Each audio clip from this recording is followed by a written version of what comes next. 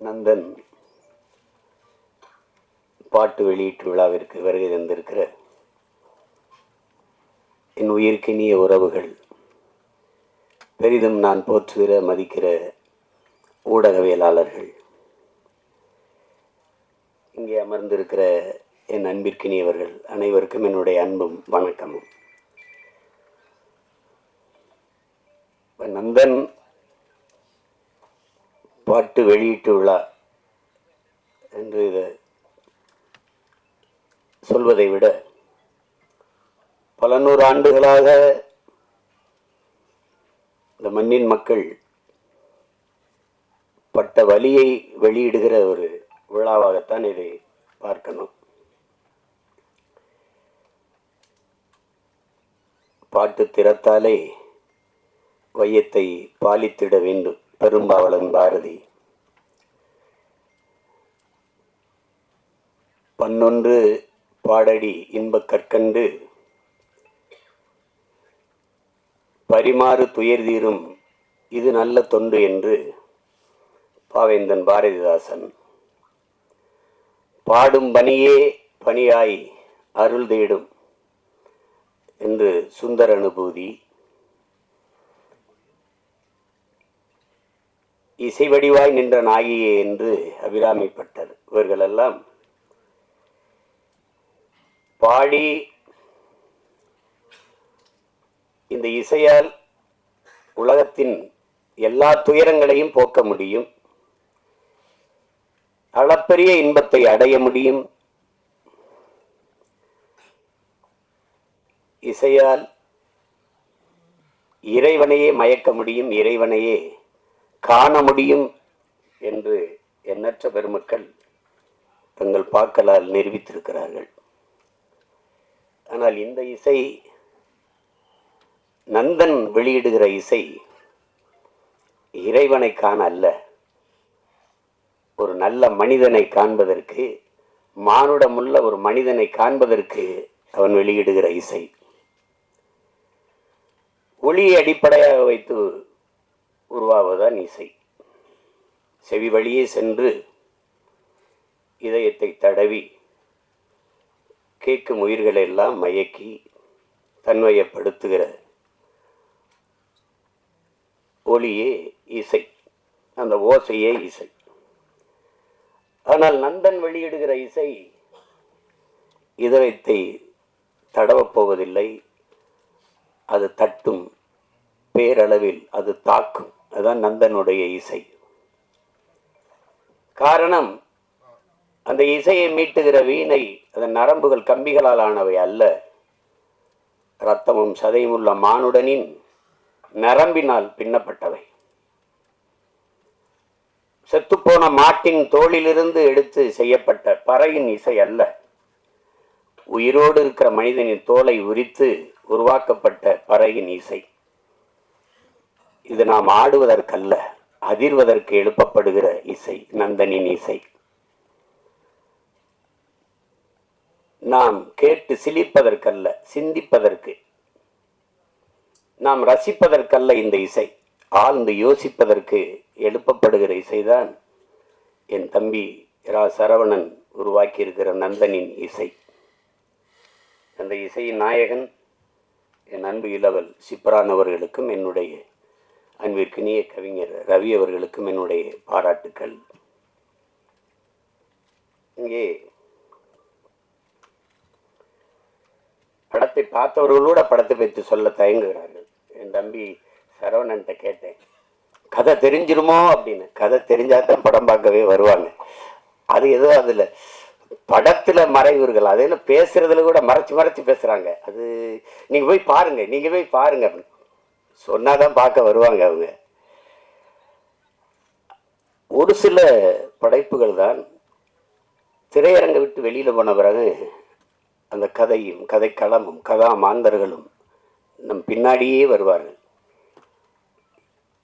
நம் கூடவே பல நாட்கள் இருப்பார்கள், நம் கண்ணை விட்டு நம் உணர்வை விட்டு அகல மறுப்பார்கள். அப்படிப்பட்ட ஒரு தாக்கத்தை ஏற்படுத்திய படைப்பு தான் என்னுடைய தம்பி ரா சரவணன் அவர்களுடைய படைப்பு நந்தன். பல நூறு ஆண்டுகளாக இந்த இனம் தூக்கி சுமந்து வருகிற வழியை திரை மொழியில் பதிவு செய்யப்பட்டிருக்கு. நந்தனை எரிக்கும் போது நந்தன் எப்படி கதறி அழுதிருப்பானோ அந்த கதறல் தான், அந்த கதறல்களின் சில சிதறல்கள் தான் இந்த திரை காவியம். இது இங்கே தம்பி சசி அவர்கள் சொல்லும்போது இது ஆகச்சிறந்த ஒரு பதிப்பு. அது டப்புன்னு இந்த படத்தை பார்த்து அப்படி மறந்துட்டு கடந்தெல்லாம் போக முடியாது. அவ்வளவு ஒரு பதிப்பு. அது ஒவ்வொரு காட்சிகளும் அவ்வளவு கவனமாக பதியப்பட்டிருக்கு. அப்படிதான் நான் பார்க்குறேன். இங்கே பல நாட்கள் பார்க்கணும்னு அதை என் தம்பி சரவணன் வலியுறுத்தி நேரம் இல்லாமையால் ரொம்ப நேரம் நெருக்கடிகளில் பார்த்தும் கூட அந்த படம் எவ்வளவு வேலைப்பளுவும் என்னை விட்டு நீங்காத அந்த காட்சிகள் என்னை அழித்து கொண்டிருக்கிறது. அவ்வளவு பெரிய தாக்கத்தை அந்த படம் தந்திருக்கு. இதில் படத்தின் மாந்தர்கள், குறிப்பாக என்னுடைய தம்பி சசி, அவன் நடித்த அயோத்தி படத்தை பார்த்து நான் பாராட்டினேன். என்னுடைய அருமை சகோதரர் ட்ரைடன் தியேட்டர் அந்த ரவிதான் தயாரித்திருந்தார். அது ஒரு சிறந்த படம். ஆனால் என் தம்பி சசியாகவே இருப்பான். அதில் அது கதாபாத்திரம் அவனை நகர்த்தும். ஆனால் இந்த கதையில், இந்த படத்தில் முதல் பதிவிலிருந்து சசியை நீங்கள் மறந்து விடுவீர்கள். சசி என்ற ஒரு நடிகன் நீங்கள் இதுவரை திரையில் பார்த்த அந்த கலைஞன் இல்லை. உண்மையிலே அது கூடுப்பானையாகவே வாழ்ந்திருப்பான். அப்படி ஒரு உடல் மொழி, அவனுடைய உரையாடல், உச்சரிப்பு அவ்வளவு அருமையான ஒரு வெளிப்பாடு. அதை எவ்வளவு பாராட்டினாலும் தகும். அதற்கு பிறகு அது புதிய அறிமுகமாக இருக்கிற சுருதி அவர்களுடைய கதாபாத்திரம், அதனுடைய பங்களிப்பு, புதியவர் என்று யாரும் சொல்ல முடியாது திரையில். என்னுடைய தம்பி சமுத்திரக்கனி படத்தில் சிறிய நேரம் வந்தாலும் அதுதான் அது. இந்த சமூகம் ஒரு மானுடனை எப்படி பார்க்கணும், சக மனிதனை அப்படிங்கிறத அந்த கதாபாத்திரம் சொல்லுது. ரொம்ப ஆழமான கதாபாத்திரம். இந்த மொத்த திரைக்கதையை தூக்கி நிறுத்துகிற ஒரு ஒரு ஒரு ஒரு ஒரு கதாபாத்திரம் இருக்குது. அதை நடிச்சிருக்கிறவன் என் தம்பி பாலாஜி சக்திவேல். நானும் என் தம்பி சசியும் பேசிகிட்டு இருக்கும்போது, பாலாஜி என்னடா அப்படி நடிச்சிருக்கான் அப்படி. அவன் கதாபாத்திரம் மட்டும் மொத்த படத்தையும் தாங்கி நிற்று. ஒரே தூணில் ஒரு பெரிய கட்டடத்தை தாங்கி நின்னா அப்படியோ அப்படி நிற்கிது அந்த கதாபாத்திரம். அவ்வளவு சிறப்பாக அது செஞ்சுருக்காங்க. அது சும்மா சொல்ல முடியாது. தம்பி ஜிப்ரான் அவருடைய இசை, தம்பி சமுத்திரக்கனி குறிப்பிட்டது மாதிரி, ஒரு அழகான நிறைய பூக்களை வச்சு கோர்க்கிற போது ஒரு நார் தான் அதை தாங்கியிருக்கும். அது மாதிரி நிறைய காட்சிகள் அவருடைய இசையால் அப்படி அது அந்த அந்த தாக்கத்தை மிக அருமையாக பின்னணி இசையில் அவ்வளவு அருமையாக செஞ்சுருக்காரு. அதை ரொம்ப யோசிச்சு தான் முடிவெடுத்துருக்காங்க. ஜிப்ரான் தான் அது. ஏன்னா பின்னணி இசையில் ஒரு படத்தை தூக்கி நிறுத்துகிற ஆற்றல் ரொம்ப அரிதினும் அரிது. அது உலகத்திலே ஆகச்சிறந்த ஒரு இசை மேதை உண்டென்றால் அதற்கு நம்முடைய அப்பா இளையராஜா அவர்கள் தான். இன்றைக்கி அவருக்கு அடுத்து நிறைய இளவல்கள் வந்துட்டாங்க. இந்த மாதிரி அதை திரைக்கதையை இசையால் தூக்கி சுமந்து போகிற ஒரு ஆற்றல் மிக்க இளைஞன் தம்பி ஜிப்ரான் அவர்கள். அவருடைய படைப்பு, ஒளிப்பதிவாளர் சரண், கலை இயக்குநர்கள் எல்லாம் சிறப்பாக செய்திருக்கிறார்.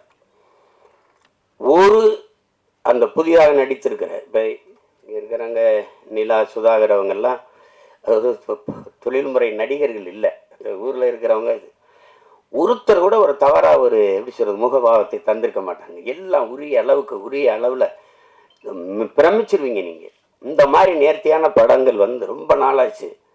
நம்முடைய வணக்கத்திற்குரிய ஐயா மகேந்திரன், என்னுடைய அப்பா பால்மேந்திரா, அப்பா பாரதி ராஜா, இவருடைய படங்களில் தான் அவ்வளோ பெரிய நேர்த்தி இருந்தது, அவ்வளோ ஒரு தாக்கம் இருந்தது. ஆனால் சில படங்கள் பொழுதை போக்கும். அதுக்கு வரியே நம்ம கேளிக்கை வரின்னு தான் விதிக்கிறோம். அது பொழுது போக்கும். ஏதாவது ஒரு அரிதிலும் அரிதான படங்கள் தான் பொழுதை நல்ல பொழுதாக ஆக்கும். இது ஆகச்சிறந்த பொழுதாக அந்த 2 மணி நேரம் 5 நிமிடத்தை சிறந்த பொழுதாக ஆக்குகிற ஒரு திரைக்காவியம் தான் நந்தன். அது என் தம்பி இதுக்கு முன்னாடி கத்துக்குட்டி இந்த உடன்பிறப்புலாம் எடுத்திருந்தாலும் கூட இந்த 3வது பதிப்பு மிக முத்தான பதிப்பு. அப்படி தான் நான் பார்க்குறேன். அது திரையரங்கு படம் முடிச்சுட்டு நாங்கள் ரொம்ப அவசரமாக போனானால் நான் போகவே இல்லை. என்னுடைய மனைவியெல்லாம் அந்த கடைசி காட்சியிலேருந்து இப்படி திரும்பிக்கிட்டு அழுதுகிட்டு இருந்தாங்க. அது அவ்வளவு நெகிழ்ச்சியாக இருந்தது. அது அவங்களுக்கு இவங்கெல்லாம் சொல்ல பயப்படுவாங்க கதையை. நான் சொல்கிற கதை மிக ஆழமான கதை. தமிழ் நிலத்தில் மட்டும் இல்லை, இந்திய பெருநிலம் முழுமைக்கும் இன்றும் நம்மோடு இருக்கிற சக மனிதர்கள், நம்மை போல எலும்பு நரம்பு ரத்தம் சதை பசி உறக்கம் கனவு கண்ணீர் கொண்ட சக மனிதர்கள் எவ்வளவு தூரம் இந்த மண்ணிலே நசுக்கப்படுகிறார்கள், ஒடுக்கப்படுகிறார்கள், ஒதுக்கப்படுகிறார்கள் என்பதை உணர்த்துகிற ஒரு ஒப்பற்ற திரை காவியம்தான் இந்த நந்தன். நாட்டின் இன்னைக்கு பொருளாதார அடிப்படையில் இடஒதுக்கீடை நாம் பேசுகிறோம், நாம் வரவேற்கிறோம். ஆனால் இடஒதுக்கீடு ஏன் கொண்டு வரப்பட்டது அப்படிங்கிறத நீங்கள் அறிவார்ந்த என் உறவுகள் நீங்கள் சிந்திச்சு பார்க்கணும். சீமான் இந்த தெருவில் போகக்கூடாது என்றது ஏழை என்பதற்காக அல்ல. என் உடன் பிறந்தவர்களே, இந்த கோயிலில் நான் நுழையக்கூடாது என்பது நான் ஏழை என்பதற்காக அல்ல. இந்த குளத்தில் நான் குளிக்கக்கூடாது என்பது நான் ஏழை என்பதற்காக அல்ல. நான் இழிமகன், ஈன சாதி, தாழ்ந்தவன், தீண்டத்தகாதவன் என்பதற்காக. எதன் பொருட்டு இங்கே எனக்கு கல்வி, வேலைவாய்ப்பு, அரசியல் அதிகாரம் மறுக்கப்பட்டதோ அதன் பொருட்டே அது கொடுக்கப்பட வேண்டும் என்பதற்காக உருவாக்கப்பட்ட ஒன்றுதான் வகுப்பு வாரி பிரதிநிதித்துவம். அதை நீங்க புரிஞ்சுக்கணும். ஏழை சீமான் நாளை அதானி அம்பானி ஆகிவிடலாம், பொருளாதார அளவுகோல் மாறிவிடும்.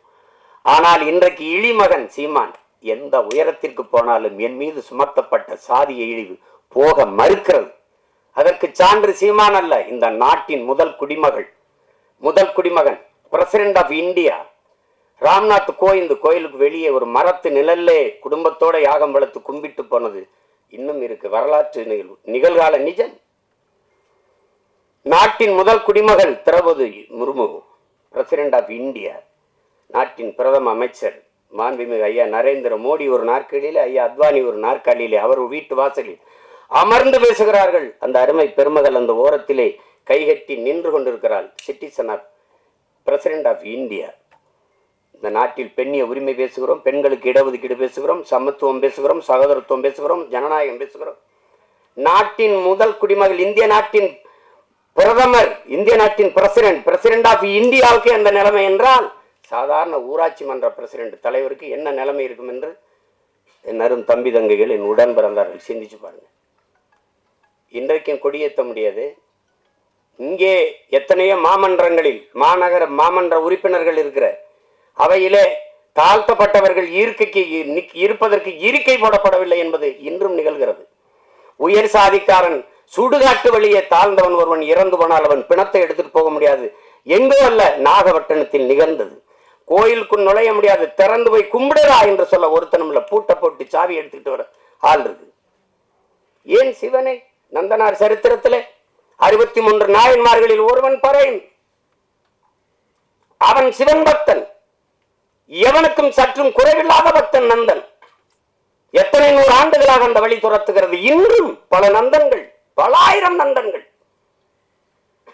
நந்தன் வெளியிலே 63 நாயன்மார்களில் ஒருவன் சிவன் கோயிலுக்கு வெளியிலே சிவனை வழிபட தவிக்கிறான். எல்லோரும் உள்ளே. நந்தி அங்கே நிற்கிறது, சிவனை வழிபட மறக்கிறது. நந்தனுக்கு சிவன் தெரியாமல் நந்தி மறக்கிறது.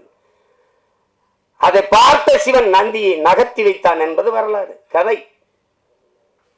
அப்போது என்ன கேட்க தோன்றும்? எந்த ஒரு மானுடனுக்கும் ஒரு கேள்வி எழும் இல்லையா? நந்தியை நகர்த்தி வைத்த சிவன் நந்தா உள்ளவாடா என்று ஏன் கூப்பிடல? இந்த கேள்வி எழுமா இயலாதா? அப்ப இறைவனுக்கும் தீண்டாமை இருந்ததா? நீனும் சாதிய பாகுபாடு பார்த்தாய? பாருங்க, இந்த கேள்விதான் படம், நந்தன் படம். சாதிய இழிவை துடைத்தெறிய போராடாமல் இருப்பதை விட செத்து ஒழிவதே மேலானது. அண்ணல் அம்பேத்கர். இந்த வார்த்தையில வலி இருக்குதா? அதை உணர முடியுதா? என்னைக்காவது என் உடன் பிறந்தவர்களை நீங்கள் இருந்து சாப்பிட்டு எழுந்த இடத்தை தண்ணீர் விட்டு கழுவியதை நீங்கள் பார்த்ததுண்டா? இந்த தெருவிலே நீ நடக்கக்கூடாது, இந்த கோயிலுக்குள் வரக்கூடாது என்று சொன்னதை நீங்கள் கேட்டதுண்டா? தோல் மேலே கையை போட்டு நீங்கள் என்ன சாதி என்று தெரிந்து கொள்வதற்கு நீங்கள் என்ன ஆளுக என்று கேட்டதை நீங்கள் என்னைக்காவது அந்த வழியை உணர்ந்திருக்கிறீர்களா? உங்களை அழைத்து கொண்டு போய் உங்கள் அப்பா பேர் என்ன, உங்க ஊர் என்ன, உங்க அப்பா என்ன வேலை பார்க்கிறார், எந்த தெருவில் வாழ்கிறீர்கள், எதற்கு, நீ என்ன சாதி என்று கண்டறிவதற்கு இந்த வழியெல்லாம் நீங்கள் அனுபவித்தது உண்டா? இந்த குளத்தில் நீங்க குளிக்கக்கூடாது என்று சொல்லதுண்டா? தண்ணீரை வாய் வைத்து குடிக்கக்கூடாது, அண்ணாக்கத்தான். அது சுகாதாரம். இன்னைக்கு அண்ணாக்க எல்லாரும் குடிக்கிறது வேறு. இரட்டை குவளை முறை அதெல்லாம் பார்த்தது உண்டா? நீங்க ஒவ்வொரு சாதிக்கும் ஒரு முடிதிருத்துகிறவர் உண்டு. பார்த்து உண்டுவா சலவை தொழிலாளி இந்த சாதிக்கு விழுக்கிறவர் தனி. இந்த குளத்துல தான் குளிக்கணும், மாறி குளிச்சனா குளம் விழும். இதெல்லாம் எங்க இருக்குன்னு நினைக்காது, இன்னும் இங்க இருக்கு, இன்னும் இருக்கு. எத்தனை ஊராட்சி மன்ற தலைவர்கள் இந்திய நாட்டின் விடுதலை கொடியை ஏற்ற முடியாமல், கொடி விடுதலை கொடி, ஆனால் அவன் பெற்றிருக்கிறானா? சத்துணவு ஆயா தாழ்த்தப்பட்ட மகள், அவள் சமைத்து போட்டதை சாப்பிட மாட்டோம் என்று எத்தனை பிள்ளைகள் சாப்பிடாமல் போனது இல்லையா? அரசு சாப்பிட வைக்கிறதுக்கு என்ன முயற்சி? அவளை பணியிட மாற்றியதுதான் இன்றும் இங்க நிகழ்கிறது. உடன் பிறந்தவர்களே, நாகப்பட்டினத்துல சுடுகாட்டு வழி எடுத்துட்டு போக முடியல, சுடுகாட்டு வழியே. ஆனால் மாவட்ட ஆட்சியர் இங்க போனார், நீங்க எடுத்துட்டு போங்க நான் பாப்போம்னு சொல்லல, மாற்று வழிதாரம் அங்க ஒண்டி போச்சுக்கிறீங்க. இதுதான் இன்னும் இருக்கிற நிலைமை. அப்ப அதிகாரத்துக்கிட்டே தீண்டாம இருக்கு, பாகுபாடு இருக்கு. அடித்தட்டு மக்கள் என்ன செய்ய முடியும்? அது இன்னும் அந்த நந்தனை எரித்த தீ இன்னும் எரிந்து கொண்டுதான் இருக்கிறது. அதுதான் இந்த படம் வலியுறுத்துது. நீங்க சாதியை ஏற்றதாள்களை வைத்துக் கொண்டு சமூக முன்னேற்றம் மேம்பாடு என்று பேசுவது மலக்குழியின் மேலே நீங்கள் போடுகிற மல்லிய பந்தலுக்கு சமம்ங்கிறாரு இந்த அம்பேத்கர். அதான் இங்க நடக்குது, இங்க நடக்குது. ஆனா நம்ம சகோதரத்துவம் பேசுவோம், சமத்துவம் பேசுவோம். இந்திய அரசியலமைப்பு சட்டம் கொடுத்தது தமிழ்நாட்டுக்குள்ள 42 தொகுதி ஆதி குடிகளுக்கு, 2 தொகுதி பழங்குடி. ஆனால் அரசியல் அமைப்பு தந்ததை தவிர இந்த கட்சிகள் கொடுத்தது எத்தனை? ஒண்ணும் கிடையாது. அந்த முறை மட்டும் இல்லை என்றால் ஒருவன் கூட ஒரு சீட்டு கொடுத்துட மாட்டான். இந்த காலத்திலையும் பொது தொகுதிக்கு நிறுத்துறதுக்கு, பொது தொகுதிக்கு ஆசைப்படக்கூடாதுன்னு சொல்றதெல்லாம் இருக்குதானே செய்யுது. மொத்தமா வச்சு செதுக்கி தள்ளிட்டா 2 மணி நேரம் 5 நிமிஷத்துல மொத்தமா. அதாவது ஒரு பெரிய பெரிய அரசியல் பொது மேடைகளை பேச தயங்குறதை திரைமொழியில் மொழிபெயர்த்ததுக்காவது என் தம்பி சரவணன் போற்றத்தக்கவன், பாராட்டப்படத்தக்கவன். யாரும் இந்த படத்தை தயாரிக்க மாட்டாங்கன்னு அவனுக்கு தெரியும். இந்த கதையை சொன்னா ஏத்துக்க மாட்டான், பயப்படுவான். ஆனால் பயப்படாம துணிஞ்சு அவன் என்ன பெரிய கோடீஸ்வரன், பிச்சை எடுத்து அங்க 1000 வாங்கியிருப்பான், இங்க 2000 வாங்கியிருப்பான், இங்க 1 லட்சம் வாங்கியிருப்பான், 50,000 இருப்பான். அதை சேர்த்து வச்சு குருவி சேர்த்த மாதிரி வச்சு இந்த படத்தை எடுத்துட்டான். அந்த படத்தை எவ்வளவு திறமை இருந்தாலும் வாய்ப்பில்லை என்றால் அது வெளிப்படாது. ஆனால் இவ்வளவு ஒரு அற்புத திரைப்படத்தை கொண்டு போய் சேர்க்கிறேன்னு துணிந்து வந்த இந்த மகன் ரவி, ட்ரேடன் ஆர்ட்ஸ் ரவி, எவ்வளவு நாளும் பாராட்டலாம். நெருக்கடியான நேரம் தான், நட்புக்காக என் தம்பி சமுத்திரகனி எல்லாம். அவன் 3 நாள் தேதி வாங்கினா, ஆனா ஒரே நாள்ல நடிக்க வச்சு மொத்த காட்சி எடுத்துட்டு அனுப்பியிருக்கான். இப்ப நான் நேற்று ராத்திரி இரவுல இறங்கி இப்ப போகணும், திருப்பி உடனே போய் இரவுல எனக்கு மதுரையில பொதுக்கூட்டம், திருப்பி போனாலும் என் தம்பிகள் மேல நான் வச்சிருக்க பேரன்பு. ஒரு தம்பி படம் எடுத்தாலே வருவேன், எல்லா தம்பியும் சேர்ந்து எடுத்திருக்கான். படத்தை சொதப்பி வச்சா போடான்னு திட்டிட்டு போவேன். நல்லா எடுத்திருக்கான், ரொம்ப நல்லா எடுத்திருக்கான். அவன் கூட்டி வரல சரவணை, படம் என்னை அழைத்து வந்திருக்கு, நீ பேசு, படத்தை பற்றி பேசு. எல்லாரும் அற்புத பங்களிப்பு. ஒழிப்பதெல்லாம் சின்ன சின்ன பசங்களா இருக்கிறாங்க. திறம்பட்ட ஆளுமை எல்லாருமே வெளிப்படுத்திருக்காங்க. அதுல குறிப்பா நான் பொறாமைப்பட்டது ஒன்று இருக்கு. என் தம்பி சமுத்திரகனியின் கதாபாத்திரம், அந்த காட்சி அவன் நடிச்ச அந்த ஒரு நாளை எனக்கு கொடுத்துருக்க கூடாதாடா அப்படின்னு சரவண திட்டினேன். சசிகிட்ட கூட சொன்னேன், அந்த கதாபாத்திரத்தை என்ன நடிக்க வச்சிருக்கலாம்லடா. ஏன்னா நான் தான் அவன், என்னுடைய கதாபாத்திரம் தான் கனி நடிச்சிருக்கான், அருமையா நடிச்சிருக்கான். அவன் அப்பப்ப அப்படி எங்கேயாவது அவன் போறான். இப்ப நான் எனக்கு ரொம்ப பொழுதுனா விஜய் சூப்பர் தான் பார்ப்பேன். என் மகன்கிட்ட வீட்டு திரை போடலாம்னா, அப்ப தெலுங்கு டப்பிங் படத்துக்குலாம் எதுக்குப்பா வீட்டு திரைன்னு கேட்கிறான். அந்த மாதிரி பார்ப்பேன். அதுல எந்த படம் பார்த்தாலும் என் தம்பி இருக்கான். மகேஷ் பாபுவோட நடிக்கிறான், ரவி தேஜாவோட சண்டைய போடுறான், அங்க பாக்குற எல்லாரோட இருக்கான். நான் சொன்னேன், டேய் சசியா எப்போ எந்த படத்துலயும் இருக்கான்டாவன். அவங்க கேமரா இல்லாம கூட போனாலும் போவாங்க. இவருக்கு தம்பி கனி இல்லாம படப்பிடிப்பு போக மாட்டாங்க இவருல. அந்த நேரத்திலையும் பார்த்தா இப்ப சொல்லிட்டு இருப்பான், காலையில 6 மணிக்கு தூங்காம குளிச்சுட்டு வந்துருக்கான். அண்ணன் தூங்கிடுவான், கொஞ்சம் நேரம் கேட்கிறான். இப்ப திருப்பி அவன் தேனிக்கு போகணும், நான் மதுரைக்கு போகணும். அத்தனை ஓட்டங்களுக்கு இடையில ஒரு கொஞ்ச நேரம் நில்லுங்கடான்னு இந்த படம் நிறுத்தி வச்சிருக்குன்னா அது காரணம் அந்த படத்தில் இருக்கிற தாக்கம்தான். நான் சும்மா சொல்ல, நல்லா இருக்குன்னா நல்லா இருக்கு, நல்லா இல்லைன்னா அப்புறம் போயிட்டு பேசிட்டா. என் தம்பி பொண்ணு பார்க்க போன கதை தான் சொல்லுவாங்கல்ல, நான் போயிட்டு வரட்டா அப்படின்னு. நீங்க இது எவ்வளவு காலத்துல இருந்து இருக்குது பாருங்க. இன்னைக்கு நேத்து நம்மளை தொடரல. பிறப்பு ஒக்கும் எல்லா உயிருக்கும் என்று பாட வேண்டிய தேவை ஏன் வள்ளுவ பெருமகனாருக்கு வந்தது? பகுத்துண்டு பல் உயிர்கள் ஓம்புக என்று ஏன் சொல்ல வேண்டிய அவசியம் வந்தது? சாதி இரண்டொழிய வேறில்லை சாற்றுங்கால் நீதி வழிவா நெறிமுறையில் மேதினியில் இட்டோர் பெரியார் இடாதார் ஈழிகுலத்தோர் பட்டாங்கில் உள்ளபடி என்று பாட வேண்டிய அவை பெருமாட்டிக்கு ஏன் வந்தது? பறச்சியாவதேதடா பணத்தியா தேவதா இறைச்சி தோல் எலும்பிலே இலக்கமிட்டு இருக்குது என்று பாட வேண்டிய சித்தர் சிவாக்கிற்கு ஏன் வந்தது? எதுக்கு வருது? யாரு மேல கீறினாலும் ரத்தம் ஒண்ணுதான், ஆக மொத்தம் நீ நானும் 10 மாதம் தான். தாத்தா பட்டுக்கோட்டைக்கு ஏன் வந்தது? சாதிகள் இல்லையடி பாப்பா குல தாழ்ச்சி உயர்ச்சி சொல்லல் பாவம் நீதி உயர்ந்த மதிகல்வி அன்பு நிறைய உடையோர் மேலவருங்கிறான். யாரு? பாரதி. என்ன எல்லாம் கேட்பான், பாட்டன் பாரதிங்கிற. அப்படி சீமானுக்கு எப்படி பாரதி பாட்டன் ஆயிட்டா அப்படின்னு வெறிவர் மல்லையா? பெரியாரது எல்லாருக்கும் தந்தையா இருக்கும்போது பாரதி எனக்கு பாட்டனா இருக்கிறது என்ன உங்களுக்கு பிரச்சனை? என்ன பிரச்சனை? சோனியா காந்தி அன்னையா இருக்கும்போது பாரதியும் எனக்கு பாட்டனாவும் ஊவேசா எனக்கு தாத்தாவா இருக்குல்ல, என்ன பிரச்சனை? சாதிகள் இல்லையடி பாப்பா என்று பாடியவனை பாப்பான் என்று சொல்லிக் கொடுத்தவன் எவங்க? எப்படி இருக்கு? ஆழ்ந்து போங்க, வலிக்கும், இறங்குங்க. நான் இப்படித்தான் என் வீட்டு வாலி விழுந்துருச்சுன்னு தான் கிணத்துக்குள்ள குதிச்சேன். மூழ்கி போகும்போது என் பரம்பரையே உள்ள கிடக்குன்னு தெரிஞ்சு முதல்ல என் வாலி எடுக்கத்தான் இறங்கினேன் நான் கிணத்துக்குள்ள. உலகு பாருங்க, இருட்டறையில் உள்ளதடா உலகம், சாதி இருக்கின்றதென்பானும் இருக்கின்றானே என்றான் புரட்சி பாவலன். பாருங்க, தமிழுக்கு அமுதன் என்று பேர் அந்த தமிழ் இன்பத்தமிழ் எங்கள் உயிருக்கு நேர்ந்து பாடிய பாரதிதாசன் புரட்சி பாவலன். தமிழ் வளர்த்தல் ஒன்று, சாதி ஒழித்தல் மற்றொன்று என்று பாடல. சாதி ஒழித்தல் ஒன்று, நல்ல தமிழ் வளர்த்தல் மற்றொன்று. நான் முதல்ல ஒழிக்கணும்டா சாதி. என்ன கடவுள் வெறி சமய வெறி கண்ணன் நிகர் தமிழுக்கு நோய் நோய் நோயே இடை வந்த சாதி எனும் இடர் ஒழிந்தால் ஆள்வது நம் தாய் தாய் தாயேன்னா அதை ஒழிக்கணும்டா அப்படின்னா. அப்புறம் எங்கிட்ட சகோதரத்துவம் சமத்துவம் ஜனநாயகம் ஏன் பேசுற? ஏன் பேசுற? மக்கள் அப்படி இருக்கானா? இல்ல. அயோத்தியில ஒரு பொது தொகுதியில் அகிலேஷ் யாதவ் ஒரு தாழ்த்தப்பட்ட தமிழ் மகனை நிறுத்தி பொது தொகுதியில் வென்றான்.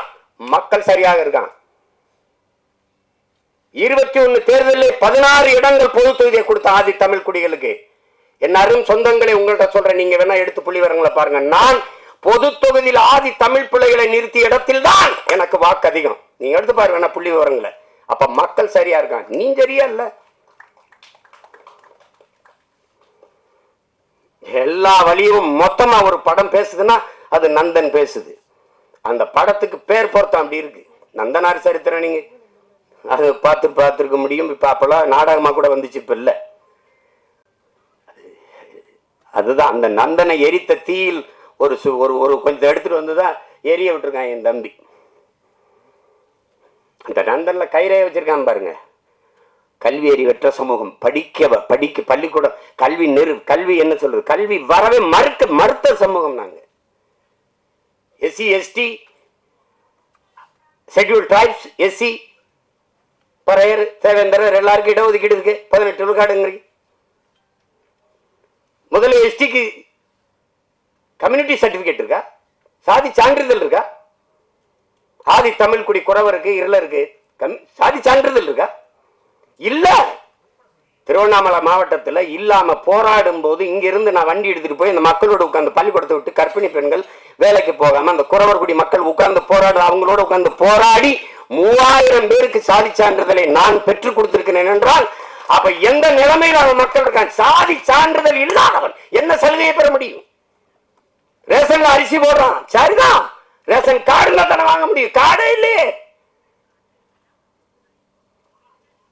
அந்த மக்களின் வழியை நீங்க அது பார்த்தாதான் தெரியும், அனுபவிச்சானது என்ன தெரியும். நமக்கு எல்லாமே செய்தி தான். விவசாயி செத்தாலும் செய்தி தான், நமக்கு மீனவன் செத்தாலும் செய்தி தான், எல்லாமே நமக்கு செய்தி தான். ஆனால் இந்த படத்தை பார்த்துட்டு அப்படி கடந்து போக முடியாது. பத்திரிகை இதழியல் உறவுகளுக்கெல்லாம் போட்டு காமிச்சாரா இல்லையான்னு தெரியல. நீங்க பார்க்கும்போது நான் பேசுற அந்த உணர்வு உங்களுக்கு புரியும். இது அது அவ்வளவு சிறந்த ஒரு படைப்பு. அதுக்கு எடுக்கிறதுக்கு ஒரு அசாத்திய துணிவு வேணும். கதைக்களத்தை முதல்ல உள்வாங்கணும். அந்த கதாபாத்திரங்களை அந்த திரைக்கதை அவ்வளவு செறிவா அவர் அந்த வழியை ஏற்படுத்துற அளவுக்கு செதுக்கிட்ட. ரொம்ப அசாத்தியமான ஒரு படைப்பு. சமீப காலத்துல ஒரு நீங்கள் தெருவில் நடந்துக்கிட்டே போகும்போது ஒரு அழகான ஒரு இடத்த பார்த்தா நின்று கொஞ்ச நேரம் பார்ப்பீங்கல்ல, அப்படி எத்தனையோ படம் பார்த்து நீங்கள் கடந்து போனாலும் நந்தன் படத்தை கொஞ்ச நேரம் நின்று அப்படி பார்ப்பீங்க. அப்படி ஒரு தாக்கத்தை ஏற்படுத்தக்கூடிய படம். அதுங்க நம்ம இன்னைக்கு இல்லை, எத்தனை பேர் எத்தனை முன்னோர்கள் நம்ம முன்னோர்கள் பாடியிருக்காங்க சாதிய இழிவு தீண்டாமை கொடுமைக்கு. சாத்தா முத்துராமலிங்கத்தேவர் அவர்களே இன்னைக்கு எல்லாம் சாதியவாதியாக தான் இந்த சமூகம் பார்க்குது, போட்டு அப்படி கட்டமைக்குது. சாதிய எண்ணம் கொண்டவன் அரசியலுக்கு வந்தால் நாடு நாசமாகி முடியும் பேசுனது அவர் தான். சாதிய சிந்தனை கொண்டவன் இறைவனையே வழிபடாறுகளை கற்றவன் அவர் தான். உன்றகை உயர்ந்தது உழைக்கிறகை தாழ்ந்தது என்கிற எண்ணம் எவருக்கும் இருக்கக்கூடாது. இறைவனுக்கு முன்பே இரண்டு கையும் இணைத்துத்தான் வணங்குகிறோம் என்று சொன்னதும் அவர் தான். பிறப்பில் இல்லை தாழ்ந்தவன் உயர்ந்தவன். அவன் பெற்றிருக்கிற கல்வி அறிவு, அவனுடைய தனி மனித ஒழுக்கம், செயல்பாடுகள், இதை வைத்துத்தான் ஒருவன் உயர்ந்தவன் தாழ்ந்தவன் என்று தன்னெல்லாம் அம்பேத்கர் சொல்றார். நான் குடிக்க மாட்டேன், மதம் இருந்த மாட்டேன், மனைவி தவிர வேற ஒரு பெண்ணை நினைக்க மாட்டேன், ஊழல் வர மாட்டேன், லஞ்சம் வர மாட்டேன். இந்த சமூகம் ஒழுக்கத்திற்கு என்னென்ன வரையறை வைத்திருக்கிறதோ அதையெல்லாம் கடைபிடித்து வாழ்கிற நான் இளிமகன், தாழ்ந்த சாதி.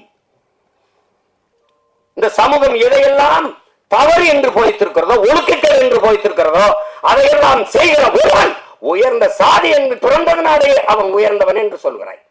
இது எப்படி இருக்கிறதுங்கிறது நீங்களே சொல்லுங்க. இது எப்படியா இருக்கிறது? எப்படியா இருக்கிறது?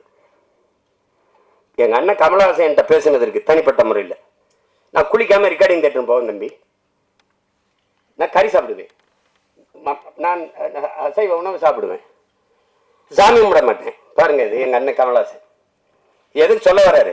ஆனா இதுல எதையுமே செய்ய மாட்டார். ஐயா இளையராஜா சாமி கும்பிடுவாரு, கவிச்சு சாப்பிட மாட்டாரு, குளிச்சுட்டு தான் வருவாரு, எல்லாம் பண்ணுவாரு. அவர் பறையன், நான் ஐயன். புரியுதா? அந்த வேறுபாடு புரியுதா? சமூகம் எப்படி கட்டமைச்சிருக்கு பாருங்க. இப்ப யார் உயர்ந்தவர்? எது உயர்ந்தது? எதன் அடிப்படையில் நம்ம அதை பார்க்கிறோம்? அதுதான் பிரச்சனை. ஒரு மனிதன் என்ன வழி இருந்தா பேசிட்டு பாருங்க. ஒரு மனிதன் ஒரு வாழ்நாளில் 10,000 புத்தகங்கள் படிக்கணும். இது சீன பழமொழி. ஐயா இறையன்பு எழுதின 10,000 மைல் பயணத்துல முதல்ல அதை எழுதியிருப்பார். 10,000 புத்தகங்கள் படிச்சிருக்கணும், 10,000 கிலோமீட்டர் பயணம் செஞ்சிருக்கணும். இது ஒரு மனிதனுடைய வாழ்நாள்ல. அது சீன பொன்மொழி. அதை எடுத்திருப்பார். 10,000 மைல் பயணம் புத்தகத்தை படிச்சீங்கன்னா முதல்ல இதை எழுதியிருப்பார். ஆனால் 64,000 புத்தகங்களை படித்த ஒருவன் இருக்கான் உலகத்துல.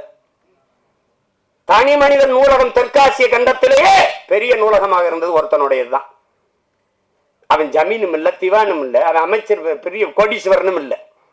அப்படி புத்தகங்களா வாங்கி சேர்க்க. அவன் நகையை வாங்கி சேர்த்தான், காரை வாங்கி சேர்த்தான், சொத்தை வாங்கி சேர்த்தான். ஒருத்தன் புத்தகத்தமா சேர்த்திருக்கான். படுக்கிற இடம் கூட தான் படிக்கிற இடத்துக்கு பக்கத்தில் இருக்கணும். நூலகத்துக்கு அருகிலேயே அறை எடுத்து தங்கியவன். உலகத்தின் தலை சிறந்த கல்வியாளன் சிலையை சிறக்க போகிறோம் என்று ஆஸ்திரேலிய பிரதமர் போய் சிலையை திறக்கிறார். ஒரு சிவப்பு பட்டு துணியிலே போர்த்தி இருக்கிறது. அது திறக்கிறாங்க, மார்பளவு சிலை. திறந்தால் அறிவாசன் அண்ணல் அம்பேத்கருடைய சிலை. என் அருமை பெருமக்களே, அந்த பேரறிஞன் சொல்லுகிறான், அவன் பட்ட வழியில் இருந்து அவன் மொழி வருகிறது. ஆடு குளித்து செல்கிறது இந்த குளத்திலே, மாடு குளித்து செல்கிறது சக மனிதன். நான் குளித்து வெளியேறக்கூடாதா? அந்த வழியை நீங்க புரிஞ்சுக்கிட்டீங்கன்னா இந்த படம் உங்களுக்கு ரொம்ப பிடிக்கும். இந்த வழியின் மொழிதான் நந்தன்கிற திரைக்காவியம். வழி இருந்தால் படத்தோட பொருந்திருவியே, அது உங்களை பாதிக்கும். இல்லை என்றால் இந்த படம் போதிக்கும். ஆனால் எப்படியாவது இந்த படம் உங்களை செய்யும். படைப்பு என்பது என்ன? என் உடன் பிறந்தவர்களே, ஒரு கல்லூரி வாசலில் ஒரு கல் இருக்குது, பெரிய கல். அவன் என்ன சொல்றான், இதை எடுக்கணும், என்னடா பண்ணலாம் அப்படின்னு. அடிச்சு நொறுக்கி பூமிக்குள்ள புதைச்சிடலாம் ஒரு மாணவன். அதை எழுதிட்டு இது என்ன செய்யலாம்னு சொல்லுங்கடான்னா ஒருத்தன் எழுதிட்டு வரான். அடிச்சு நொறுக்கி சின்ன சின்ன கற்களாக வச்சு பூமிக்குள்ள புதைச்சி விட்டுறலாம் ஒருத்தன். இதை உடச்சி ரெண்டா போட்டு படிக்கல்லாம் போட்டு எல்லாம் நடந்து போகலாம். அது எப்படி ஒருத்தன் எழுதுறான், அது தேவையற்ற பகுதியை நீக்கிடலாம். சரி நீக்கு பார்ப்போம்னா தேவையற்ற பகுதியை நீக்கினா அழகான சிலையா இருக்குது, அதை பார்த்து எல்லாரும் ரசிக்கிறான். இதுதான் படைப்பு. இது தேவையற்றதை நீக்கிறதுக்கான பெரிய முயற்சி தான் நந்தன்கிற ஒரு அழகிய கலைப்படைப்பு. அதை புரிஞ்சு கலைப்படைப்பு அதுதான். அதை என் தம்பி ஆள் ஒல்லியா இருக்கான், உளி மாதிரி இருக்கான்னா செதுக்கி இருக்கான். உளியே சிற்பியாக இருந்து செதுக்கிய படம் தான் திரைக்காவியம் தான் இந்த நந்தன்.